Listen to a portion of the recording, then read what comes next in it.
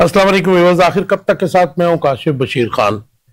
Viewers, आज की update, आज एक अफसोसनाक वाकया कोयटा में हुआ है जहां पे दो बम धमाके हुए। जाफर एक्सप्रेस को निशाना बनाया गया है। दो बोगियां जो हैं वो लाइन से, ट्रैक से उतर गई हैं। मुतअद्दिद अफराद के जख्मी होने की इतलात हैं हमारे पास जी। इसके अलावा पाकिस्तान में गुर्बत तेजी से बढ़ रही है। 3 सालों में पाकिस्तान में गुर्बत 7.2% बढ़ी, ऐसा कहना है वर्ल्ड बैंक का।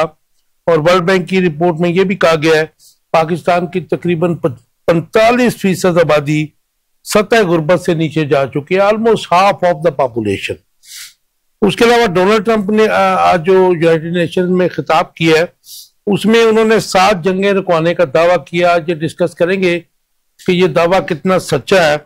इसके अलावा फलस्तीन पर इसराइली जारहियत और यूक्रेन को रूस के खिलाफ इस्तेमाल कौन कर रहा है, जो जंगे रुकवाने का बात कर रहे हैं, जो देखेंगे उसमें इन दोनों जो महाजों के ऊपर उनका क्या रोल है, पॉजिटिव है या नेगेटिव है। इसके अलावा डोनाल्ड ट्रंप ने आज फिर कहा कि जी पाक भारत जंग मैंने रुकवाई है, बेराज इस दावे को इंडिया तो पहले दिन से मानने से इनकारी है। ये दावा कितना सच्चा है इसके ऊपर भी बात करेंगे। इसके अलावा अमेरिका जो है, बल्कि डोनाल्ड ट्रंप कॉन्टिन्यूसली रूस के तेल की फरोख्त के पीछे पड़ा हुआ है और स्पेशली भारत को वो थ्रेट्स दे रहा है कि जी आप जो है ये तेल ना खरीदे रूस से।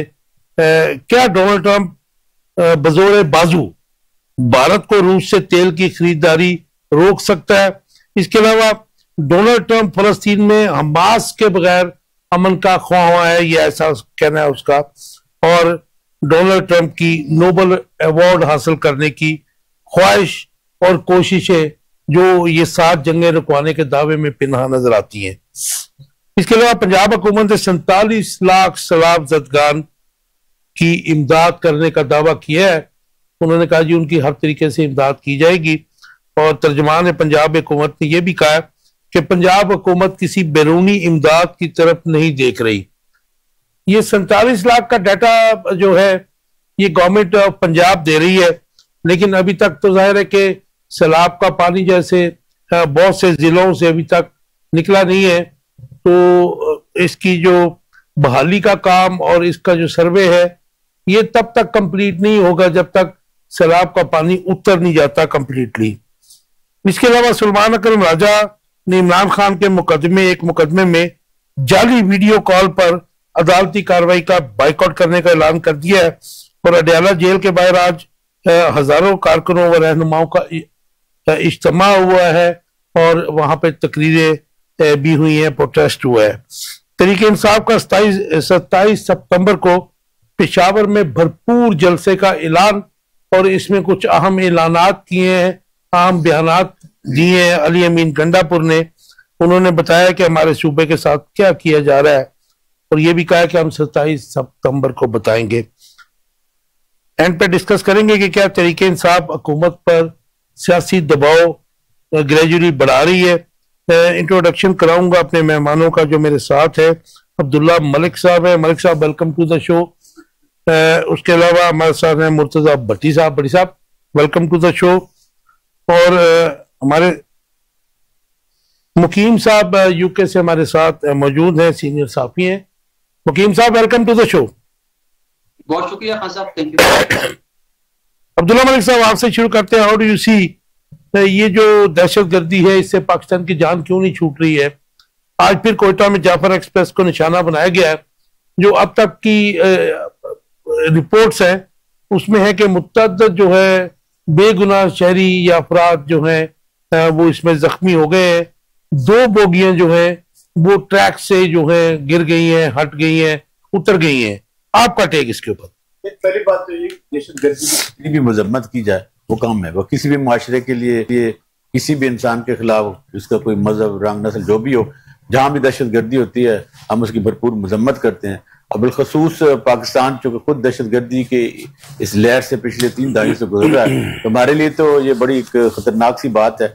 और ये जाफर एक्सप्रेस के साथ दूसरी दफा हुआ है सानिया, कि पहले भी हुआ कि पहले तो बहुत खतरनाक कीमती जानें चली गई थी और ये हुआ। देखिए, पहली बात तो ये है कि ये नहीं भूलना चाहिए कि 10 मई को जो हमने जंग जीती थी, उसके बाद इंडिया ने बलूचिस्तान और अफगानिस्तान के जरिए KPK में जिस किस्म की दहशतगर्दी की कार्रवाइयां जारी रखी हुई हैं, वो बड़ी खित्ते के लिए खतरनाक हैं। और उनके जो हिमायत याफ्ता फितनतुल खवारिज के लोग हैं, वो हमारी सरहदों से आकर हमारे मासूम न सिर्फ शहरियों को बल्कि हमारे जो सिक्योरिटी के अफसरान एहलकारान हैं उनको भी शहीद कर रहे हैं। और हमें ये मुकदमा इंटरनेशनल लेवल पे यकीनन रखना भी चाहिए। और वज़ीर आज़म पाकिस्तान जब यूनाइटेड नेशन में की असम्बली से खिताब करेंगे तो वो अपना ये मुकदमा यकीनन इंटरनेशनल कम्युनिटी के सामने रखेंगे कि इंडिया किस अंदाज से हमारे मुल्क में दहशतगर्दी की कार्रवाइयों में मुलव्वस है। और अफगानिस्तान की तरफ से जो फितनतुल खवारिज के लोग आते हैं और उनमें क्लैरिटी के साथ जब उनसे इंटरोगेशन हमारी एजेंसियां करती हैं तो पता चलता है कि उनको रॉ ने फंडिंग किया है।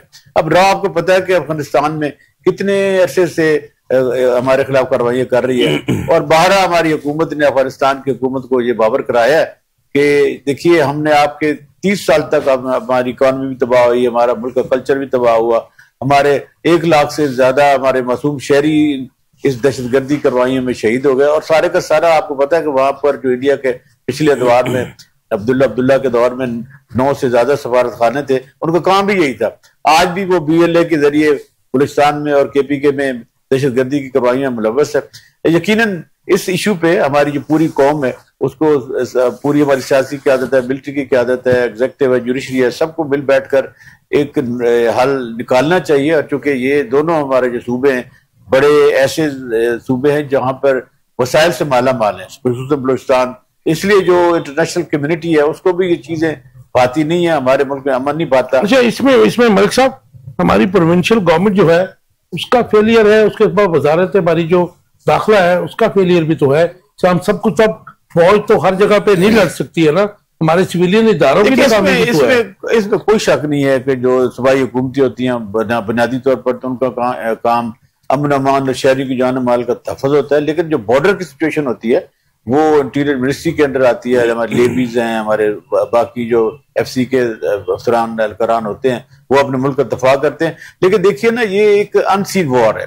अब देखना, अब जब आप शहरी हदूद में ऐसे इलाकों में जहां पर अमन है वहां से कार्रवाइयां करते हैं तो ये बड़ी नुकसानदेह बात है, खुसूसन KPK और बलूचिस्तान में जो कुछ हो रहा है। तो मैं ये कहना चाह रहा हूँ कि हमें इन दोनों सूबों के जो हालात है उसकी तरफ खुसूसन जो ऑल पार्टी कॉन्फ्रेंस बुलानी चाहिए और जो बलोच रहनुमा उनके साथ गुफ्तगू करनी चाहिए। बड़े बड़े अच्छे लोग, हाँ जी, बुनियादी तौर पे इन दोनों सूबों में सियासी हल निकालने की और डायलॉग शुरू करने का है, ताकि देखिए जब तक अपने लोग फोर्सेस के साथ मिलकर इन दुश्मनों का कला कमन नहीं करेंगे, इस किस्म की कार्रवाइयां होती रहेंगी। हमें इन कार्रवाइयों को आगे मजीद देखने से पहले इसका कला करना बड़ा जरूरी है। इसलिए कि जो बलूचिस्तान है उसके जो वसाइल हैं, हम चाहते हैं कि पूरे पाकिस्तान के जो अवाम है उससे फायदा हासिल करे। और जिस तरह अभी अगले प्रोग्राम में जो आपका नुक्ता है उस पर भी बात करेंगे, फिर बलूचिस्तान के ज़खायर के हवाले से मजीद बात कर लेंगे। बड़ी साहब, कैसे देखते हैं ये जो कोयटा में आज अफसोसनाक बम ब्लास्ट हुए हैं, जाफर एक्सप्रेस को निशाना बनाया गया है, 2 बगियां जो हैं उसकी वो डिट्रैक हो गई हैं, गिर गई हैं, मुतअद्दिद अफराद के जख्मी होने की इत्तलात हैं। किसको कसूरवार ठहराते हैं ये? इसमें अफगानिस्तान या इंडिया तो इन्वॉल्व है ही है, लेकिन जो हमारे इदारे हैं जैसे स्पेशली प्रोविंशियल गवर्नमेंट है बलूचिस्तान की और वजारत दाखिला जिसके अंदर सिविलियन इदारे आते हैं सिक्योरिटी के, तो किसको कसूरवार ठहराते हैं? बिस्मिल्लाहिर्रहमानिर्रहीम। खान साहब, हमारी बदकिस्मती कह लें कि हम ऐसे खिते में गिरे हैं कि जहां पे चारों तरफ दुश्मन है। इधर मशरक वाली साइड पे इंडिया है, अफगानिस्तान है। अभी कुछ दिन पहले आपने वो पढ़ा होगा अखबार पे कि जो पहले हमला हुआ था जाफर एक्सप्रेस पे, तो उसका मास्टरमाइंड अफगानिस्तान में हलाक हुआ। तो ये जीनत बनी मेन पेज पे अखबारों के, ये 2-3 दिन पहले की बात है जी। तो उसका रिबटल आना था। अब जंगी महाज पे इंडिया ने पूरी दुनिया के सामने शिकस्त खाई है। अब उसमें ये हौसला नहीं है हिंदू बुनिया में कि वो सामने आगे लड़े, पीठ पीछे वार तो उसने करना ही है। तो ये सिक्योरिटी लैब्स भी हैं हमारे, इनको कवर करना चाहिए वजारत दाखिलात को और जो एजेंसीज हैं। लेकिन वही मेरे भाई वाली बात कि जहां पे शहरी इलाकों में जब ऐसी कार्रवाइयां होती हैं तो वो काफी मुश्किल होता है उसमें। सूबाई हुकूमत को जाहिर है कि इसके ऊपर कसूरवार, उसको जाहिर है कि अपनी परफॉर्मेंस को बेहतर करना चाहिए ना जी। सूबाई हुकूमतें अपना, जो चारों सूबाई हुकूमतें हैं वो अपना काम कर रही हैं मिलके। ये जो फितनतुल खवारिज और बलोचिस्तान के कुछ शर्पसंद नासर जब अपने अंदर के लोग ये मिलके हमला करेंगे ना खुद ही पे, तो फिर मुश्किलात पेश तो आएंगी। राइट। लेकिन एक बात कह दूं, देखिए हमारे जो पल्स पे हाथ रखने वाले लोग हैं ना, जो बिलवतन है, एनालिस्ट हैं और जो टेक्नोक्रेट्स हैं, उनका मानना यह है कि देखिए पाकिस्तान को बाहर से कोई दुनिया की ताकत न खत्म कर सकती है, न पाकिस्तान का वाल बीका कर सकती है। लेकिन हमें अगर सिक्योरिटी के खदशात है ना अंदर से हैं, मतलब ये 10 मई को हमने जिस तरह अक्रॉस द बॉर्डर जाकर अपने दुश्मन के दांत खट्टे किए, वो एक मिसाल है। लेकिन ये कि जब हम अपने इंटरनल सिक्योरिटी की तरफ देखते हैं, इंटरनल यूनिटी की तरफ देखते हैं, तो हमारी जो सूबाई की आदत है या हमारी फेडरल की या हमारे इदारे हैं, वो एक पेज पे नहीं है। जो आपका क्वेश्चन है बार बार आप ये पूछना चाह रहे हैं, इसमें कोई शक नहीं है कि जो सूबाई हुकूमती हैं उनमें उनके में ना तो इतनी कैपेसिटी है, ना वो एक पेज पे हैं कि वो ऐसी दहशतगर्दी कार्रवाइयों की रोकथाम में अपना किरदार अदा कर सकते। मुकीम साहब कैसे देखते हैं ये अफसोसनाक वाकया आज कोयटा में जाफर एक्सप्रेस पे दोबारा पेश आया है? अब तक की इत्तलात के मुताबिक मुतअद्दिद अफराद जख्मी है, ये किसका रिजल्ट है? क्योंकि हमारे जो गेस्ट है मुर्तजा साहब, वो कहते हैं कि जी उनका मास्टरमाइंड जो है वो पहले वाला मारा गया, उसका रिबटल है ये। How do you see it? हाँ साहब, दिल दुखता है कि बार बार इस किस्म के वाकयात का सामना, अब इस पे इजहार ख्याल भी हमारा दिल खून के आंसू रोते किसी वाकये पे हम अपने जज्बात का। इसमें पहली बात यह है कि अंदर थे या बाहर थे, हम तैयार क्यों नहीं है निमटने के लिए?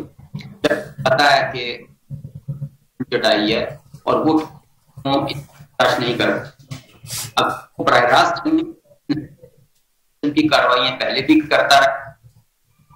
दूसरा, बॉर्डर किसके पास, उसके अलावा हमारा नेटवर्क कहाँ है?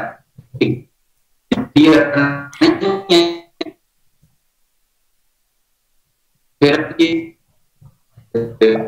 ये सूबाई की जिम्मेदारी है, ये सारी उम्र समझे सुनते आ रहे हैं। जॉइंट नेट का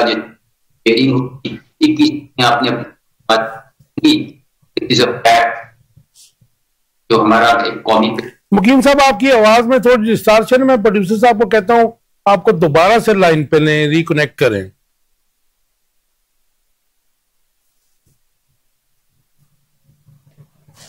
मलिक साहब, गुर्बत तेजी से बढ़ रही है ऐसा कहना है वर्ल्ड बैंक का, बजाय नजर भी आ रही है। 3 सालों में पाकिस्तान में गुर्बत जो है 7.2% बढ़ी है।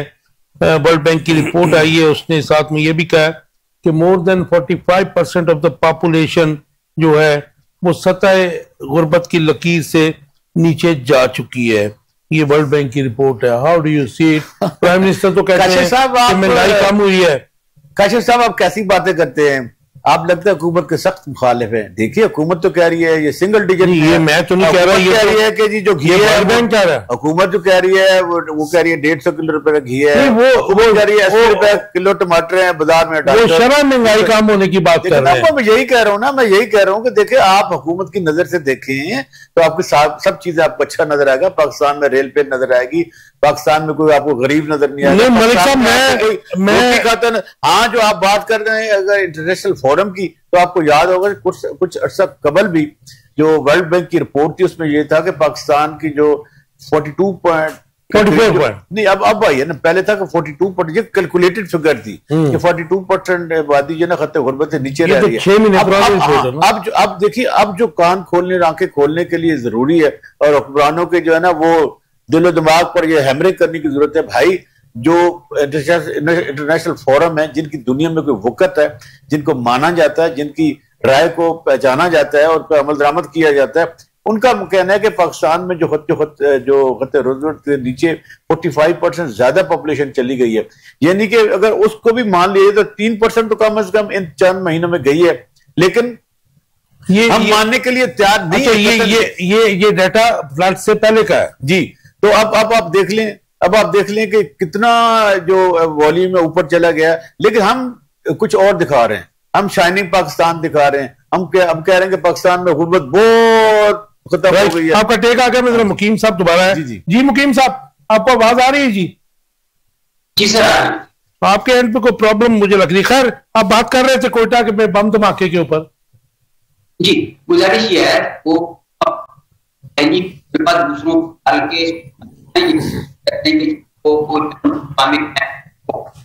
मीडिया है वो नासिर हैं, तो की कोई तैयारी आपकी नजर और कोई रिजल्ट और इस बयानबाजी तो ये मेरी गुजारिश, जो नेक्टा का प्लान बना और जो कुछ उसके था उस पर तेजी के साथ पर होना चाहिए। जी अच्छा, ये वर्ल्ड बैंक की एक रिपोर्ट भी है, उस पर भी कमेंट कर दीजिए। आज रिपोर्ट आई है, उन्होंने कहा जी पाकिस्तान की पिछले जो 3 साल से कम का अरसा है, इसमें 7% सतह गुर्बत बढ़ी है पाकिस्तान में, और पाकिस्तान की तकरीबन 45% आबादी सतह गुर्बत की लकीर से नीचे जा चुकी है, ऐसा कहना है वर्ल्ड बैंक का। और साथ में यह भी कहा कि पाकिस्तान में गुर्बत तेजी से बढ़ रही है और महंगाई उसी रफ्तार से बढ़ रही है, जबकि हमारे रूलर्स कह रहे हैं कि शरह महंगाई जो है वो कम हो गई है। आज भी प्राइम मिनिस्टर ने यूनाइटेड नेशन से पहले खिताब में वहां पे कुछ लोगों से जो मुलाकातें हुई हैं उनमें यही कहा कि जी हमने महंगाई को कम कर दिया है।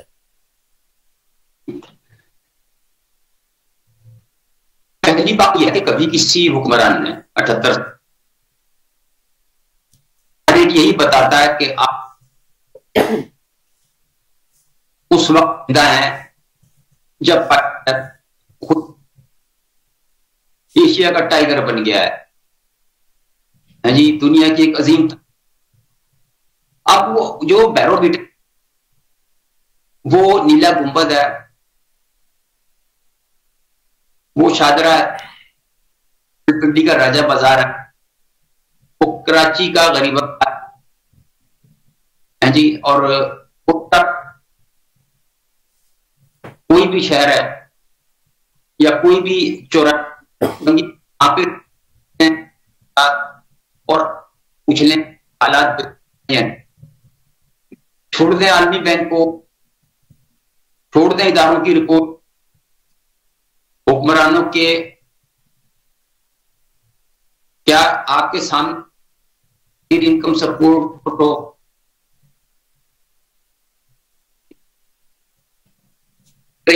लाठीचार्ज नहीं हो रहा, क्या आपके सामने वो ज़कात जो है दरबदर नहीं फिर रहा है,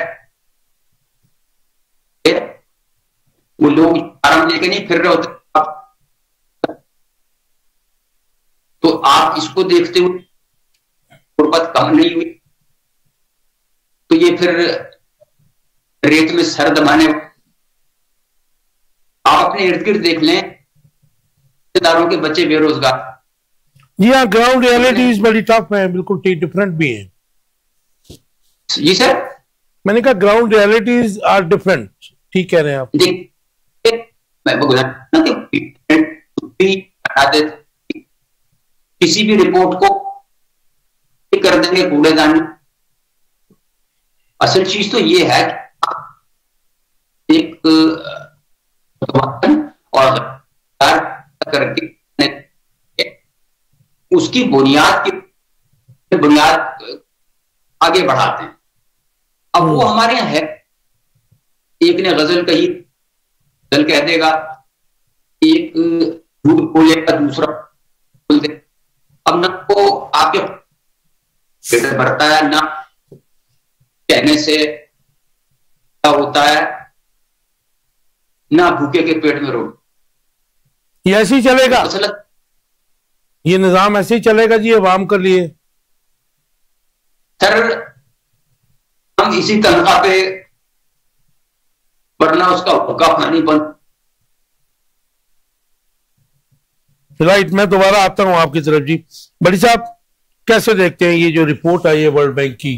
अलार्मिंग तो है, लेकिन हमारे हुक्मरान जो है, तमाम हुक्मरान ही, उसमें चाहे KPK लगा लीजिए, कोई भी लगा लीजिए, specially prime minister of Pakistan, वो तो कहते हैं सब खैर है, कोई महंगाई नहीं बढ़ी, हमने तो बचा लिया डिफॉल्ट से। हालांकि जब ये आए थे तो शरह तरक्की जो था 6 पॉइंट समथिंग था। खैर ये जो अभी मकीम साहब बात कर रहे थे कि तमाम ही हुक्मरान जो हैं वो नारे भी लगाते हैं, झूठे वादे भी करते हैं और फिर दावे भी करते हैं। आपका टेक इसके ऊपर? ये जो 45% के करीब सतह गुर्बत से नीचे, खान साहब जब ये गवर्नमेंट आई थी तो 100 अरब डॉलर करता था। आज सेम सिचुएशन है, लेकिन मुआशी तरक्की में आज तारीख के सबसे बड़ा जो जम है 94,000 अरब पाकिस्तानी रुपीस। आप इसको डॉलर्स में लें ना जी। नहीं, आप डॉलर को छोड़ें, आप बात सुनें, 44,000 था, आज 94,000 है। जब ये गवर्नमेंट आई 3 साल पहले बैरूनी कर्जे से ज्यादा 100 अरब डॉलर था और आज भी 100 अरब डॉलर है। नहीं 94,000 अरब है। आप मिक्स कर रहे हैं रुपयों में लाके। 94,000 अरब की बात कर रहा हूँ। आप ये चाहते हैं कि मुल्क में अफरा तफरी हो, गवर्नमेंट ऐलान करे हम मर गए, हमें कर्जा दिया जाए, हमें बचा लो, हम दूसरे मुल्कों के आगे ढिंढोरा पीटे। ऐसे नहीं है काम है। हमारी तो हमारे मुल्क में आप सिर्फ आलू प्याज और चीनी को महंगाई का नाम भिखारी आप टेक्नोलॉजी, आप तरक्की को देखें। हमारा मुल्क डिफॉल्ट होने से बच गया। आप इन सब्जियों से बाहर आ जाए, इनको आप महंगाई का नाम नहीं दे सकते। भूखा मार दें फिर सब्जियों से भूखा मरता है। हमारा मुल्क अगर डिफॉल्ट कर जाता तो हम कहाँ खड़े होते हैं? डिफॉल्ट में नहीं, डिफॉल्ट में है। हमारा मुल्क इस्तेकाम में है, पूरा मुस्तकिम कड़ा है। नहीं, आप ये जो आप बात मेरी सुने, इतनी बड़ी आफत आई, पूरी दुनिया कह रही थी कि हम सरवाइव नहीं करेंगे। कब? तो अल्लाह का शुक्र ये सलाब में। अच्छा, तो देखे हमने सरवाइव किया, हमने किसी के आगे हाथ फैलाया। बड़ी साहब इसके तो इसके असरात और इसके नुकसान का तखमीना जो है वो तो पानी उतरेगा तो फिर ही पता चलना है ना। पानी उतर गया। बात सुने, पूरी मशीनरी काम कर रही है, दाने काम कर रहे हैं। जलालपुर वाला में भी हर गवर्नमेंट का हर बंदा अपनी अपनी जगह पे काम कर रहा है। और क्या करें? आप किस चीज को गुर्बत का नाम दे रहे हैं खान साहब, ये मुझे बता दें। आप चाहते हैं कि मुल्क में अफरा तफरी पड़ी रहे? अच्छा, ये मुस्तनद इदारा है वर्ल्ड बैंक, जिसके पास आपकी हुकूमत भी जाती है, बाकी गैलप भी तो मुस्तनद इदारा है ना। वो कह रहा है कि नहीं, गैलप मुस्तनद नहीं है। वो अच्छा, जो मुल्क के हक में रिपोर्ट दे, नहीं वो इदारे नहीं है। वो गैलप जो है उनकी ऑफिशियल हैसियत नहीं है। कभी वो इमरान खान को पॉपुलर बनाते हैं, उसको अच्छा कहते हैं, कभी नवाज शरीफ को, क्योंकि वो फंडेड इदारे हैं। वर्ल्ड बैंक को उनके साथ अपना जोड़े ना। नहीं, ऐसे नहीं है। आप दोनों रिपोर्टों को पैरेलल करके देखें। अगर अच्छा, वर्ल्ड बैंक को सिर्फ हमारा मुल्क ही रह गया बताने के लिए कि हम हमारी इतनी का कर्जा जो देना इतना, ऐसे नहीं होता। वो एक शोशा छोड़ते हैं हमारे चैनल वालों के लिए, हमारे जो सियासी जमातों के लिए कि उस पे लगे रहें। खदारा ये मुल्क तरक्की कर रहा है, इसको तरक्की करने दें। उन्होंने कमले भी सियाने पट्टी साहब तो घर दाने ने पट्टी साहब उन्होंने पूछो बेचारे जी झोलियां फिला के लोगों को मांग रहे हैं। जो पेशावर बकारी है ना सर, वो हमेशा ही मांगते रहेंगे, चाहे इस मुल्क का जो मांगते। आपने ये बात अच्छी कही, पेशावर बकारी तो ये जो चुनाव पे खड़े हैं वो मांगते रहेंगे। बाकी मुल्क में तरक्की हो रही है, इसको होने दें। गरीब लोगों को, डिजर्विंग लोगों को बेकारियों से तो ना मिला ना। नहीं, मैं तो ये इनकी बात कर रहा हूँ जो चौराहों पे खड़े होते हैं। मेरे वो तो लिमिटेड लोग हैं, क्या करते हैं घर में जो मिडिल क्लास। आप मुताबिक एक रिपोर्ट पे मेरे मुताबिक मेरा मुल्क पूरा इस्तेहकाम के साथ खड़ा है, अपने पैरों पे खड़ा है। इतनी बड़ी आफत के बावजूद हमने सरवाइव कर लिया। सरवाइव तो आपने करना ही था, और क्या होना था। अभी तो क्या हम डंडोरा पीटते हैं, आफ्टर इफेक्ट तो बाद में आने, हम डंडोरा लेके लोगों के आगे भीख मांग के लोगों के आगे मिन्नतें करते हैं। डोनाल्ड ट्रंप 7 जंगें रुकवाने का दावा कर रहा है, कितना सच्चा है ये उनका दावा जो है। और इसराइल फलस्तीन पर इसराइली जारहियत और यूक्रेन को रूस के खिलाफ इस्तेमाल कौन कर रहा है, ये अमेरिका है या वो खुद ही लगे हुए हैं? आपका टेक सर। वो क्लियर कर सकता हूं कि उर्दू शायरी में जुज को ना और जुज को कुल, वो सादिक आता है तो वो तो ये आलमी जंग में उसने बंद कर पाकिस्तान अपना पाकिस्तान कि इंडिया ने उसके पैर पकड़ कॉल के ऊपर और धमकी पर जंगबंदी हुई है। लेकिन इंडिया मानता नहीं है ऑफिशियली इसको। जी सर, इंडिया ऑफिशियली इसको डिनाई करता है कि हमने अमेरिका को जंगबंदी का नहीं कहा था। नहीं, उनकी पार्लियामेंट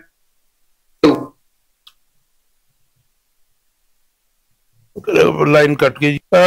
बड़ी साहब मुफ्ती साहब आगे फिर चलना है जी। नहीं, मेरी तो बारी नहीं आई, मैं क्या करूं। आपकी बारी लंबी है, बात ये है बड़ी लंबी नहीं खेल चुके हैं। देखिए बात सुने, पहली बात तो ये है कि इस वक्त दुनिया में 2 जंगें चल रही, 7 जंगें रुकवाने का जो दावा किया पहले सर। देखिए वो झूठ बोल रहा है कि सच बोल रहा है। खुद देखो 2 चौधरी होते ना, 2 फरीकों को लड़वा के फिर उनको सुलह करा देते, उनको रस्सागिरी भी कहते हैं। ये रस्सागिरी है। मसलन किन त्यारों ने ईरान पर हमला किया और कहा कि हमने उनके एटॉमिक जो एसेट, वो अमेरिका ने किया। फिर क्या आप बताएं, एक फरीक है वो। तो पहली बात तो ये ट्रंप आया था तो ट्रंप ने एक अपना स्लोगन दिया था इलेक्शन मैनिफेस्टो में कि हम आएंगे जंगें बंद कराएंगे, न सिर्फ जंगें बंद कराएंगे बल्कि फलस्तीन के सोल्यूशन की भी बात की थी। अब सबसे क्रिटिकल इशू फलस्तीन में है कि इजराइल जो जेनोसाइड कर रहा है, उनकी नस्ल खुशी कर रहा है। वो कहता है इंडिपेंडेंट स्टेट मान लेते हैं लेकिन हमास के बगैर। देखिए ना, वो तो उनका बगल बच्चा, उसको कहा वो तो ग्रेटर इसराइल की तरफ जा रहे हैं। अब इतना अर्सा हो गया, 7 अक्टूबर 2024 से लेके अब तक कितने बेचारे बच्चे शहीद हो गए, लाखों के करीब। और फिर आपने देखा होगा कि यूक्रेन में जिसमें 6-7 लाख अफराद दोनों तरफ से लुकवा अजल बन गए, लेकिन वहां तो कुछ भी नहीं सका। वो तो प्यूटन तो उनके दोस्त भी हैं। देखें ये छोटे छोटे मुल्कों के दरमियान जैसे नहीं था चौधरी का बैजा तू भी बैजा, तो ये कोई जंगें नहीं रुकवाई। ये सिर्फ हमने कह दिया था कि जनाब नोबेल पीस नाम मिलना चाहिए, काहे के लिए मिलना चाहिए। लेकिन भाई आप जलती पे तेल डाल रहे हैं और फिर खुद बुझा भी रहे हैं। लेकिन मलिक साहब, ये यूक्रेन की जंग है, वो जाहिर है कि वो जंग जो लड़ी है वो तो इंडिया रूस अपनी जो है सोवरेनिटी की जंग लड़ रहा है, क्योंकि यूक्रेन के थ्रू यूरोप और अमेरिका उसकी जो है आजादी में मुखल हो रहे थे। यूक्रेन आपको पता है कोई शक वहां से बैठ के यूरोप को अपना खतरा है, लिहाजा वो यूक्रेन को बेस बनाकर उसके ढाल बनाकर उसकी भरपूर मदद कर रहे हैं। और अमेरिका भी कर रहा है, अमेरिका भी असला बेच रहा है। देखो ये तो फैक्टर फिगर देखे जाए ना। कहने का मकसद ये है कि पहले असला बेचो, उसके बाद लड़ाइयां करवाओ, उसके बाद उनकी सुलह करवा दो, कोई हम जंगे रखवाएंगे। ऐसा नहीं होता। ये पीस नोबेल पीस प्राइज उनको मिलता है जो इंसानियत के लिए काम करते हैं। ये ऐसा नहीं होता कि आप एक तरफ लोगों को मरवा भी रहे हैं और फिर उनसे क्लेम भी करते हैं मैंने 7 जंगें रखवा दी, इंडिया और पाकिस्तान की जंग पहले करवा दी, फिर चुप कर दो। ये ऐसा नहीं होता। जंग तो देखो ना यूक्रेन और रशिया के दरमियान हो रही है, लाखों लोग मर रहे हैं। जंग हो रही है नेते फलस्तीनियों और इजराइल के दरमियान, वहां तो कोई नहीं बोलता। बल्कि जब सिक्योरिटी काउंसिल में करारदाद मूव होती है जंग रोकने की, तो अमरीका वीटो कर देता। कितनी बार वीटो किया, तो फिर उसको हम क्या कहें। नोबेल प्राइज का कभी भी हकदार वो नहीं है, बल्कि वो तो मुसलमानों को, अरबों को अपने लिस्ट पे रखा हुआ है। लेकिन पाकिस्तान ने तो नॉमिनेट किया हुआ। पाकिस्तान ने तो नॉमिनेट किया उसको। नहीं देखो, अब कहने को हमारी तो फॉरेन पॉलिसी आपको पता है ऐसी है। लेकिन मैं ये कहना चाहूंगा कि देखिए अगर वाकई ट्रंप जंगे रुकवाना चाहते हैं तो फिर सबसे पहले जो कई सालों से मसला चला रहा फलस्तीन का, वो अब जिस तरह फ्रांस ने, यूके ने तस्लीम किया है ऐसे अमेरिका को भी तस्लीम करना चाहिए। वो तो मजाक उड़ा रहा है जिन्होंने तस्लीम किया। तो यही तो प्रॉब्लम है ना। तो फिर क्या उसको नोबेल प्राइज मिलना चाहिए? वो लोग जो ह्यूमैनिटी के लिए अब अमेरिका खुद में कितने लाखों की तादाद में लोग जो है फलस्तीनियों के राइट्स के लिए निकले हैं। ऑस्ट्रेलिया में निकले हैं, जर्मनी में निकले हैं, यूके में निकले हैं, फ्रांस में निकले हैं। तो क्या आगे चलते हैं, मुझे बताइए कि डोनाल्ड ट्रंप का पाक भारत जंग रुकवाने का दावा सच्चा है? क्योंकि इंडिया मोदी तो इसको मानने से डे वन से इनकारी है। देखना, अगर तो दोनों फरीक मानते हैं फिर तो सच्चा है। अगर एक फकीर ही है एक दूसरे के, अगर एक फरीक नहीं मानता तो फिर मेरा ख्याल है कि वो एक मजाक का खेज है। और इंडिया तो कब से कह रहा है कि इसमें ट्रंप का कोई रोल नहीं है। हाँ, हमारी तरफ वो कह देता कि पाकिस्तान को हमने फोन करके कहा था, रहने दो जी। बड़ी साहब,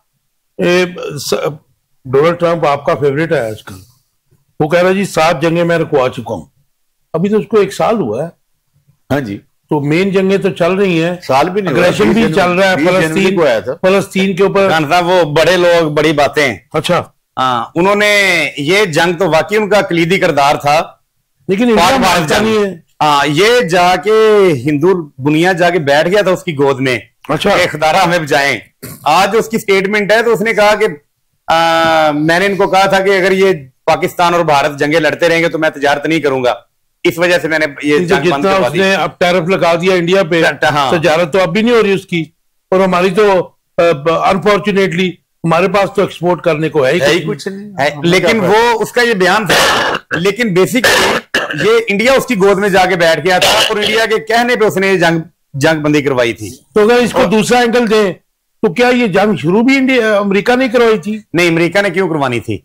अमेरिका ने नहीं करवाई थी। ये इंडिया को कुछ महीनों बाद एक दौरा पड़ता है। अच्छा, तो उसका जवाब अल्हम्दुलिल्लाह हम अच्छे तरीके से दे देते हैं। आजकल भी बॉर्डर्स पे उनकी फोर्स पूरी कट्टी है, जंग की तैयारी वो करके बैठे हुए हैं। फिर वो एक ऐसी उनको इबरतनाक शिकस्त हुई है कि जिसका वो खमियाजा अभी तक भुगत रहे हैं। अवाम उसको नहीं जीने दे रही, मोदी सरकार को अवाम नहीं जीने दे रही। आपने वो कल परसों वाला मैच देखा होगा जिसमें वो हमारा एक खिलाड़ी है, वो 6 त्यारों का इशारा करता है राफेल त्यारे गिरवाने का, वो वायरल हुआ। उनकी अवाम में बेचैनी है। वो बड़ी साहब, ये अच्छा ना होता कि वो इशारे ना करता, हमें मैच जीत देते ये लोग। वो तो खेल है, एक खेल है, कभी मैच जीतते हैं कभी हारते हैं। वहां तो परफॉर्मेंस काउंट करती है ना। बिल्कुल ऐसे ही है, लेकिन हमारी पाक फौज ने जो परफॉर्मेंस जिसको हम अप्रिशिएट नहीं कर सकते, पाक फौज ने जो परफॉर्मेंस दी है वो कम तो नहीं है जी, वो तो सदियों याद रखी जाएगी। राइट, वो इसी परफॉर्मेंस का हिस्सा है कि सऊदी अरब ने हमारे साथ दफाई मुआहदा किया, ये उसी परफॉर्मेंस का हिस्सा है। राइट, आपका टिक आ गया। मुझे अब्दुल्ला मलिक साहब, अमेरिका बार बार रूस के तेल के पीछे पड़ा हुआ है। आपको पता है कि रूस, यूक्रेन और सेंट्रल एशिया की कुछ स्टेट्स सबसे बड़ी एक्सपोर्टर्स हैं गैस की और तेल की, स्पेशली रूस। तो ये क्या डोनाल्ड ट्रंप बजोरे बाजू भारत को रूस से तेल खरीदने पर रोक सकेगा जी? देखिए, पिछले 2 दहाइयों में जो चाइना की पॉलिसियां रही है ना, वो बड़ी प्रो पीस रही हैं। और चाइना ने दुनिया भर में इन्वेस्टमेंट की है, अफ्रीकन ममालिक हो, यूरोप हो, मशरक वस्ता के ममालिक में हो, जो हमारे यहाँ भी। तो चाइना का जो मॉडल था, वो जब ट्रंप आए थे तो उन्होंने उसी मॉडल पे काम करना शुरू किया कि उन्होंने दुनिया भर में मंडियां तलाश की। और उनकी यही कोशिश थी कि जहां जहां भी कोई इस किस्म की शोरश है, उन मुल्कों के दरमियान सुलह करवाई दी जाए। न सुलह के बाद अपना ज़ाहिर है वो एक्सपोर्ट बढ़ाई जा रहे हो, इसलिए उन्होंने टैरिफ ज्यादा लगाया था कि बारगेन किया जाए, लोगों को एंगेज किया जाए। लेकिन उसका नतीजा अमेरिका में भी ये बातचीत हो रही है, यूरोप में भी, पूरी दुनिया में, कि ट्रंप ने आते ही इन पॉलिसियों की वजह से अमेरिका को आइसोलेशन की तरफ ले गया। अब अमेरिका आपको तनहा नजर आता है। उनके जो अपने अलाए थे वो भी उनको यकीनन उनके साथ उनके तल्लुकात कुछ बेहतर नहीं रहे हैं। जब यूक्रेन के प्रेसिडेंट गए थे, किस टोन, किस अंदाज में ट्रंप ने, और आप नहीं समझते वो ड्रामा था? आज फिर यूक्रेन के पीछे तो खड़े ही जी हम। तो सिर्फ और सिर्फ अमेरिका चाहता है कि रशिया के साथ इंडिया के रिलेशनशिप ना रहे। जो अभी जो ब्लॉक बना है उसमें रशिया, इंडिया, ईरान, कोरिया और चाइना और ब्रिक्स की बात करें तो इससे अमेरिका खौफ है। लेकिन ट्रंप की जो मौजूदा पॉलिसी है टैरिफ बढ़ाने में या थ्रेट करने में, इससे अमेरिका को नुकसान हो रहा है, कोई फायदा नहीं हो रहा। अभी तक उनकी कोई जो इन्वेस्टमेंट जो है वो कोई सामने नजर नहीं आ रही। हाँ, वो यकीनन असला बेचने में जरूर कामयाब हो जाएंगे। अब जो असला मुझे मुख्तसर से जवाब दीजिए डोनाल्ड ट्रंप रोज की बुनियाद के ऊपर रूसी सदर और रूस के खिलाफ बोलता है, लेकिन सरप्राइजिंगली रूस का सदर कोई उसको रिप्लाई नहीं करता। क्या वो इस काबिल नहीं समझता इनको? नहीं, देखिए रशिया की अपनी एक पॉलिसी है, वो अपने को दोस्त भी कहते हैं और उन्होंने बताया भी है कि चूंकि ये जंग हम इसलिए बंद नहीं करेंगे कि यह हमारी सालमियत की जंग है और वो इससे जो यूक्रेन के पास है उनको वापस लेंगे। उसकी तरफ गामजन है और उनके ज़ाहिर यकीनन उन्होंने बहुत बड़े इलाके पे कब्जा भी किया है और अभी तक जो पोजीशन रूस की है वो यूक्रेन से बेहतर है। और यूक्रेन को चूंकि अब यूरोप को ये नजर आ रहा है कि अगर यूक्रेन की फतह नहीं होती है, यूक्रेन को शिकस्त होती है तो अगला टारगेट हम होंगे। लिहाजा यूक्रेन को ढाल बनाकर पूरा यूरोप कोशिश कर रहा है कि हम उसको असला बेचें, जिसमें ट्रंप ने कहा था कि हम तो नहीं करेंगे, यूरोप अपनी लड़ाई खुल, नेटो अपनी लड़ाई खुल।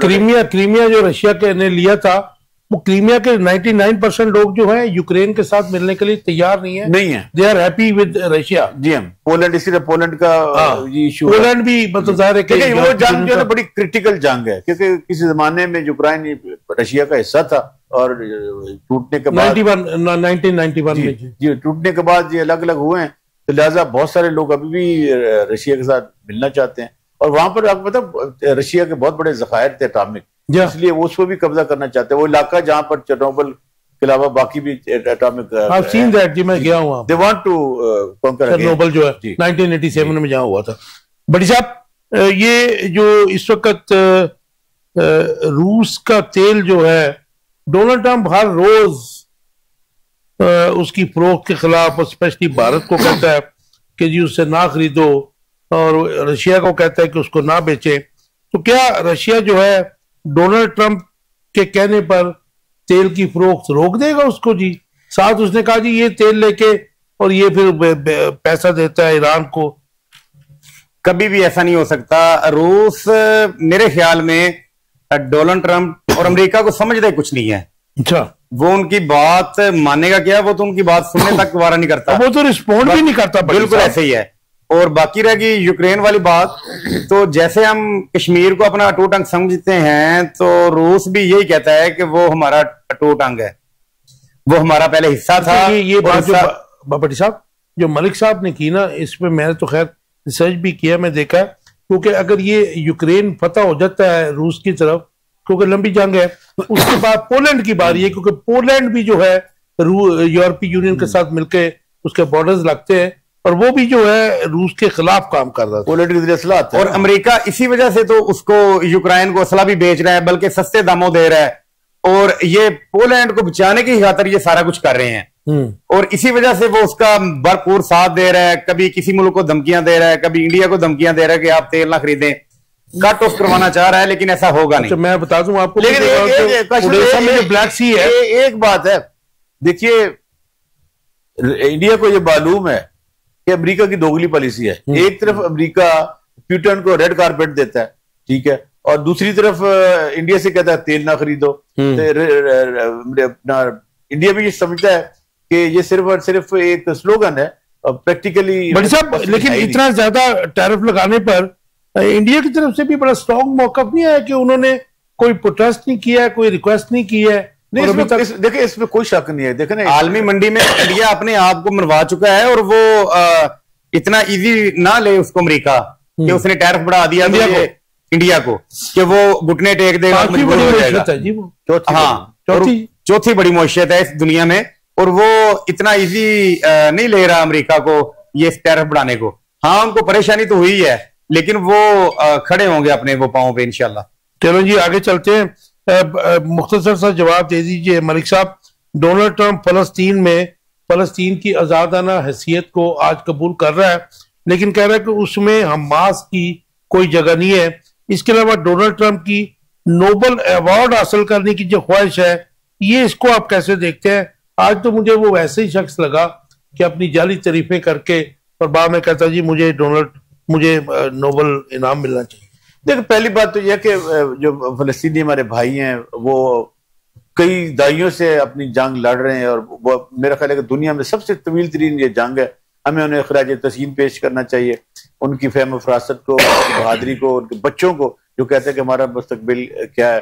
तो मेरा ख्याल है कि अब वक्त आ गया है कि फलस्तीनियों के लिए भी एक हाल सोचा जाए, और वहाँ पीस होना चाहिए। अगर हमास के जरिए होता है या हमास के साथ भी डायलॉग होना चाहिए कि जंगों का खात्मा होना चाहिए, दुनिया को अमन की तरफ जाना चाहिए। और अगर यही तरीकाकार रहता है और ये जंगें दोबारा इख्तियार करती हैं तो लेबनान, मिस्र, शाम, इराक, सऊदी अरब अगला ठिकाना वो निशाना वो भी हो सकते हैं। और महमूद अब्बास ने कतर का और मिस्र का शुक्रिया अदा किया कि उन्होंने हमारे लिए कोशिशें की, लेकिन अनफॉर्चुनेटली पाकिस्तान का नाम नहीं है। नहीं देख रहे दूसरी तरफ देखिए हमारे से फलस्तीनी नाराज हैं, इसमें कुछ। ये दूसरी बात देखिए कि एक तरफ तो अमेरिका साथ जंग रुकवाने का कहता है, दूसरा जो महमूद अब्बास है उनको उन्होंने वीजा देने से और यूनाइटेड नेशन की रेगुलेशन को ये है अमेरिका की खिलाफ वर्जी है। उसमें कोई भी जो सरबराह मुमलिकत होता है उसको आप रोक नहीं सकते इस बुनियाद पे कि सिक्योरिटी थ्रेट होगा। क्या उन्होंने कोई एटम बम लेके जाना?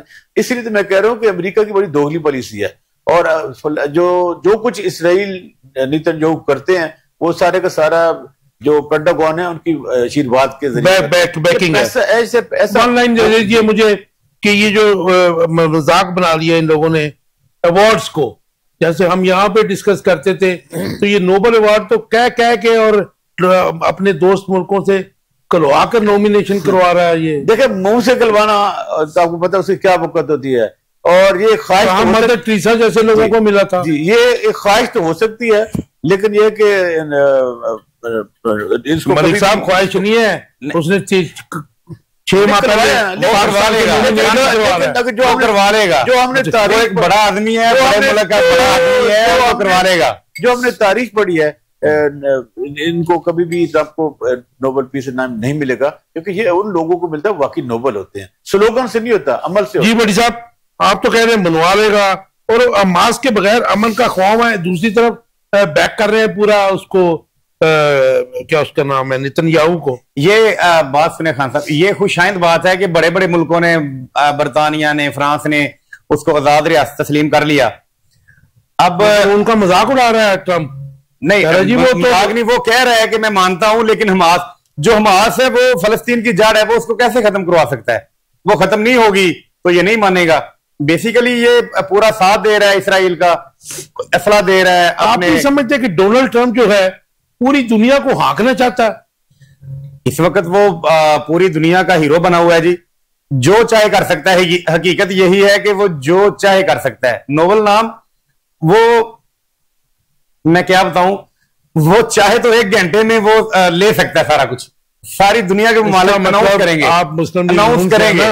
इसका मतलब है कि जैसे आपने पाकिस्तान के निशाने इम्तियाज और दूसरे अवार्ड मांगे हैं, आप नोबेल के भी पीछे पड़ गए। हम नहीं पड़े, जो वो जो कह रहे हैं आशिफ साहब, वैसे तो वो कह रहे हैं मैं हकदार, मुझे दे, वैसे तो दे।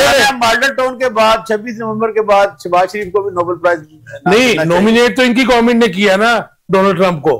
नहीं मेरी बात सुने, अगर उसने पाक भारत जंग रुकवा दी, लाखों नहीं, अगर एटम चल जाता लाखों नहीं करोड़ों लोगों की जाने जानी थी, तो क्या उसने बुरा काम कर दिया? बटी साहब एटम उसने थ्रेट दे के भारत को बिठा दिया, सुने हमें समझा दिया, तो बुरा कर दिया। पावर को बैलेंस करने के लिए एटम बम ऐसे नहीं चल जाता। आप देखना चाहते हैं, उस वक्त से डरे, उस वक्त से डरे, जब ये चलेगा तो हमें उसका शुक्रिया अदा कर देना चाहिए। हिरोशिमा के साथ उसने डरा धमका के ये जंग बंद करवा दी, बुरा काम तो नहीं किया। राइट जी, मेरा लास्ट क्वेश्चन है, टाइम भी बड़ा थोड़ा रह गया मेरे पास। मुझे अब्दुल्ला मलिक साहब जरा छोटा सा जवाब दे दीजिएगा। सलमान अकरम राजा ने आज इमरान खान के मुकदमे में जाली वीडियो कॉल मुबैना तौर पर उनके मुताबिक अदालती कार्रवाई का बाइकआउट करने का ऐलान कर दिया है। उन्होंने कहा कि जी उनको वीडियो लिंक पे लिया गया, लेकिन वीडियो लिंक पे एक जो है फेक वीडियो दिखाकर जिसकी आवाज ना हमें आ रही थी ना हमारी जा रही थी, तो हमें बेवकूफ बनाया गया है, तो हम उसका बाइकआउट करते हैं। इसके अलावा अडयाला जेल के बाहर इनके मुताबिक मुबैना तौर पर हजारों कारकुनों रहनुमाओं का इज्तिमा हुआ है, मेरे ख्याल में प्रोटेस्ट भी हुआ है, और तरीके इंसाफ का 27 सितंबर को पेशावर में भरपूर जलसा करने के ऐलान के बाद मुख्तसर सा जवाब दीजिए। देखिए पहली बात तो यह कि पाकिस्तान में अदालती जो तारीख है इंसाफ के हवाले से वो बड़ी भयानक है। और आपको याद होगा कि आसिफ अली जरदारी साहब 11 साल तक पाबंद सलासर रहे और कुछ भी बरामद नहीं हुआ। और मियां नवाज शरीफ साहब 94 में कोई पैसा नहीं दिया टैक्स, 95 477 रुपए और 96 में 0। आज वो दुनिया के अमीर तरीन शख्सियात भी शामिल होते हैं। तो लिहाजा पाकिस्तान में किसी के हवाले से कोई भी शख्स पकड़ा भी जा सकता है, छोड़ा भी जा सकता है। किसी की जायदाद और इमारत का पैमाना पाकिस्तान में कोई नहीं है, लेकिन इसके यकीनन बड़े भयानक नताज निकलेंगे, क्योंकि इस वक्त हमारे जो जितने भी कॉन्स्टिट्यूशनल इदारे हैं वो ज़बू हाली का शिकार है। और यही वजह है कि लोग अब अपना बदला खुद लेना शुरू कर दे। जिससे आपने देखा होगा रायगंज रोड पर 30 रुपए की खातिर 2 जानें चली गई थी, और बाद में सीसीडी ने 2 औरों को मार दिए, 4 जानें चली गई। तो 30 रुपए 4 जानें ले गई। अब आप कहें कि अभी भी 45% अवाम खतरे गुर्बत से खतरनाक है, बड़ा खतरनाक है। और हमें इस पर सियासी जो क़यादत है उसको गौर फिक्र करना चाहिए, क्योंकि ज़हन साजी हमेशा सियासी जमातें करती हैं, लेकिन इस वक्त कोई पुरसान हाल नहीं है। इंसाफ की फराहमी बिला तातुल और अक्रॉस द बोर्ड होना चाहिए, बिल्कुल होने तमाम। खान साहब, आप तो इस तरह के बयान देते हुए ना, हमें जो राजा साहब ने दिया बयान, शर्म आनी चाहिए। हम अदालतों पे ये इल्जाम लगा रहे हैं, एक मुबैना वीडियो जब आप जानते हैं जज तो खुद अपने साहब लेने के लिए फिर ऐसे नहीं होता, ऐसे नहीं। आजाद मुल्क में लेने गए हैं। अच्छा, इससे बड़ी आजादी क्या होगी कि अगर जज को इंसाफ चाहिए तो वो खुद इंसाफ मांग रहा है। वो ये तो इसी को जमहूरियत कहते हैं, इसी को जमहूरियत। भट्टी साहब, शर्म आनी। मलक साहब, क्या जज नाउज बिल्ला खुदा है? क्या वो अल्लाह के नबी है? नाउज बिल्ला ऐसे नहीं, वो इंसान है, इसीलिए तो जमहूरियत है। अगर किसी तरह के वो इंसान है, इंसान बने। आप जब अदालती कार्रवाई होती है खान साहब, तो उसमें मुकम्मल तौर पे कोई मुबैना वीडियो नहीं आ सकती। आप सामने वीडियो कॉल पे ले रहे हैं ना? हाँ, वीडियो कॉल की बात, वीडियो कॉल की, इसकी उसी की बात कर रहा हूँ मैं वही बात कर रहा हूँ कि ऐसे हो ही नहीं सकता, पॉसिबल नहीं है।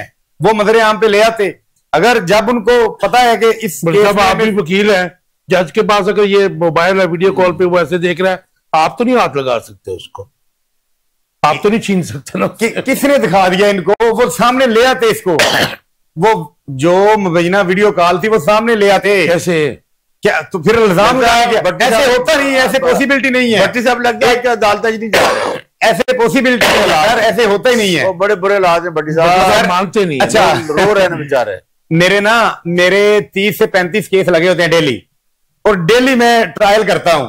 ऐसे होता ही नहीं है। जब एक वकील को पता होता है कि मैं ये केस हारने लगा हूं, बिल्कुल मिलता है, बिल्कुल मेरिट पे मिलता है साहब, और गरीब को उसकी दहलीज पे मिलता है। बड़े खुशकिस्मत है भट्टी साहब, ये मेरा मुल्क है इंशाल्लाह। सारे नहीं है, हम सब खुशकिस्मत, सारे भट्टी साहब देने। आप भी खुशकिस्मत हैं, आप भी खुशकिस्मत हैं। आज गैर मामूली लोग थे अडियाला जेल के बाहर। मतलब जाहिर है कि इसमें कोई पॉलिटिकल एफिलिएशन नहीं है। ये कुछ चेंज हो रहा है, तरीके इंसाफ हुकूमत पर दिन ब दिन दबाव बढ़ा रही है। नहीं, ऐसी नहीं कोई बात। अच्छा, एक किसी जमात का कोई सियासी लीडर अंदर अडियाला जेल में है, तो उसकी मोहब्बत के लिए बाहर कुछ लोग जमा हो जाते हैं, तो सियासी दबाव कहेंगे, वो उनकी मोहब्बत है, ऐसा कुछ नहीं है। मलिक साहब, टाइम खत्म हो गया। देखिए, अडियाला के बाद आज गैर मामूली लोग थे। 27 सितंबर को पिशावर में भरपूर जलसे का भी ऐलान किया। अली अमीन गंडापुर ने कहा कि जो कुछ हमारे सूबे के साथ किया जा रहा है मैं खुल के सामने रख दूंगा, चाहे उसमें कोई भी इन्वॉल्व हो। मैं डेलिबरेटली नाम नहीं ले रहा जिनका नाम लिया उन्होंने। देखिए, पहली बात तो यह है कि इस वक्त इमरान खान साहब तारीख के पॉपुलर तीन लीडर हैं, इसमें कोई दूसरी राय नहीं है। दूसरी अहम बात यह है कि सियासी जमातों को उनका काम करना चाहिए, नून लीग हो, पीपल पार्टी, कोई भी जमात इस्लामी हो, फजल रहमान साहब की जमात हो, पार्लियामेंट के अंदर भी, पार्लियामेंट के बाहर भी। तीसरी जो अहम बात है वो ये है कि यकीनन जब इस किस्म के हालात होते हैं तो जो फेडरेशन होती है वो रिसोर्स रोक लेती है या उनको अपना ड्यू शेयर नहीं देती। तो अगर इस किस्म का सियासी इख्तलाफ की बुनियाद पर हो रहा है तो बड़ी गलत रवश है, क्योंकि सियासी इख्तलाफात की वजह से जो अवाम है, जो पाकिस्तानी है, जो हम कहते हैं, ये भी मेरे भाई भी बैठे हैं कि आर्टिकल 25 में तमाम पाकिस्तानी, तमाम शहरी बराबर हैं, तो उनको बराबरी की बुनियाद पर उनका शेयर मिलना चाहिए। चूजन रिप्रेजेंटेशन जो है उसको ऑनर करना चाहिए। अगर हम देखें, अगर हम मुल्क को आगे लेके जाना चाहते हैं तो फिर नेल्सन मंडेला वाली पॉलिसी अडॉप्ट करनी होगी कि जिन्होंने उनके साथ जुल्म किया था उन्होंने उनको माफी कीजिए। Right, thank you very much. आप दोनों दोस्तों का बहुत शुक्रिया। अभी बस आप देख रहे थे आखिर कब तक। उम्मीद प्रोग्राम पसंद आया होगा, आपके फीडबैक का इंतजार रहेगा। हम कोशिश करते हैं कि बिल्कुल ट्रू पिक्चर आप तक पे जो है वो पोर्ट्रे कर सके। अपना फीडबैक देना मत भूलिएगा। कल शाम 10 बजे तक। अल्लाह हाफ़िज़।